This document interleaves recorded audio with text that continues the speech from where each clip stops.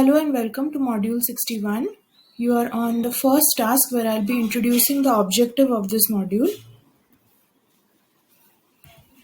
So in this module, we will be going through some factual knowledges about lipids.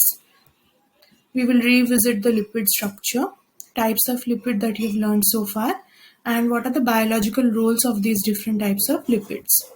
In 61.2, you will apply this factual knowledge to unfamiliar context, and I will be guiding you through a workbook exercise to accomplish this objective of applying the factual knowledge to unfamiliar context. In 61.3, you will work independently on another exercise which will also let you apply these factual knowledges and interpret data. So let's begin with revising lipids. As you see on the screen, we are just quickly recapping that lipids are a type of macromolecule which don't have particularly monomers, even though it states over here on the screen that fatty acid is a monomer, but actually we have studied that lipids are not polymers with repeating units, but they are made up of different types of building blocks. The main function of lipids is to include structural support to your cell, to store energy for your cell, and lipids also behave like ID tags on the surface of the cell membrane to send and receive signals between cells and neighboring tissues. The three main types of lipids that you have studied are triglycerides, phospholipids, and very little details about steroids and waxes, mostly under steroids. You have studied about cholesterol. So let's look at the building blocks. Like I told you, lipids are not made up of monomers like carbohydrates are made up of monosaccharide monomers.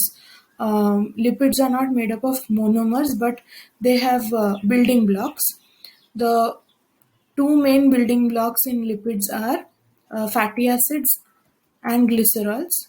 Apart from fatty acid and glycerols, some lipids may have different types of inorganic ions attached to them, like phosphates.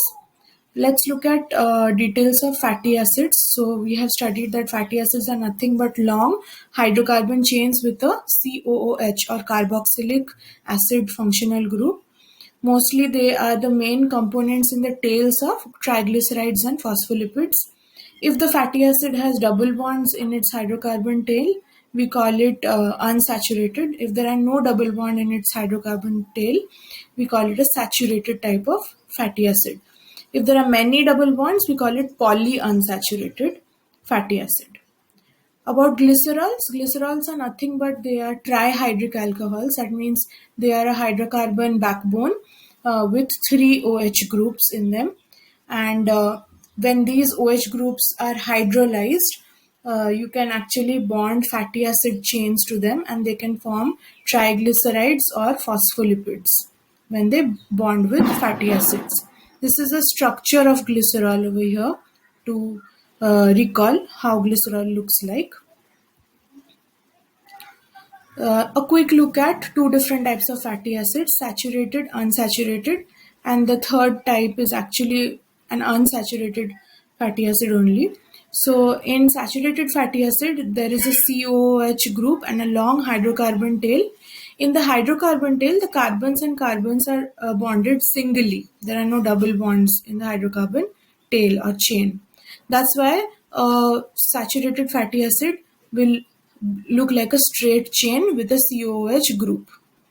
Whereas unsaturated fatty acids have double bonds in their hydrocarbon chain, and because of these double bonds, there is a bend in the tail. Do you remember what the bend in the tail is called? Yes, it's called a kink. In a trans fatty acid, the carbon-carbon double bond is such that the hydrogens of these double bonded carbons are in the opposite planes of the axis of this molecule in the 3D space. In a cis unsaturated fatty acid, the hydrogens are on the same side of the carbons which are doubly bonded. So we studied that in both the cases, whenever there is a double bond in a fatty acid chain, there that leads to a kink or a bend in the chain. Now, based on their structure, can you guess why saturated fats are solid and unsaturated fats are liquid at room temperature? Pause the video, think and recall, and if required, you can write down your thought. Okay, let's see what the reason is. So basically, a saturated fatty acid has a COOH group and a straight hydrocarbon chain. When many saturated fatty acids stack together at room temperature, because of the straight hydrocarbon chain, they can pack closely with each other because of weak intermolecular attraction. When they pack closely at room temperature also, they can form a regular structure and become a solid like butter. Whereas unsaturated fats have a kink or a bend in their hydrocarbon tail. And because of that kink or bend, even at room temperature, they will not regularly or closely fit to form a packed structure. So they remain as liquid even at room temperature, and they also have a very low melting point. Coming to the first main category of types of lipids, these are the triglycerides.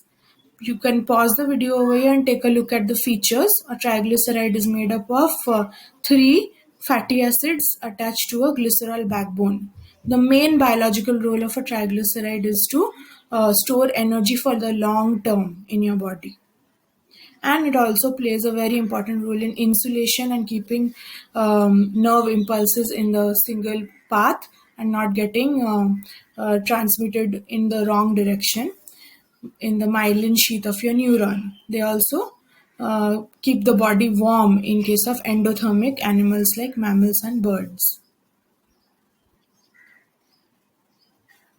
In this slide, there is also an example of how a saturated triglyceride looks like and how an unsaturated triglyceride look like because of their fatty acid types in their tails. The third type of lipids are phospholipids. They mainly form the primary structure of the lipid bilayer in our cell membranes.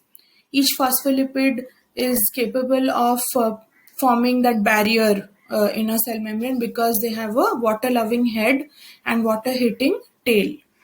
So when they are exposed to an aqueous environment, the phospholipids have a tendency to arrange themselves in a bilayer where the tails face each other and the heads face away from each other, so that they form a cell's membrane, and we call this a bilayer of lipid.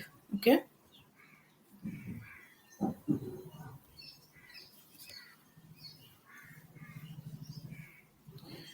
The third and the fourth category of types of lipids are steroids and waxes. Steroids are mainly four-ringed hydrocarbon chained lipids, and they form a very important part in the synthesis of steroid hormones in your body, like the testosterone and estrogens. The other very important role of steroids is that they maintain the fluidity of the cell membrane along with the phospholipids. We will quickly revise how they do that in the upcoming slides. You don't have to learn a lot about waxes, but must keep in mind that waxes are also a type of lipid, and they are actually esters made up of alcohol chains and a fatty acid. Mostly you will find waxes naturally occurring in case of plants to cover the surface of leaves so that plants don't lose a lot of water by the process of transpiration in different environmental conditions.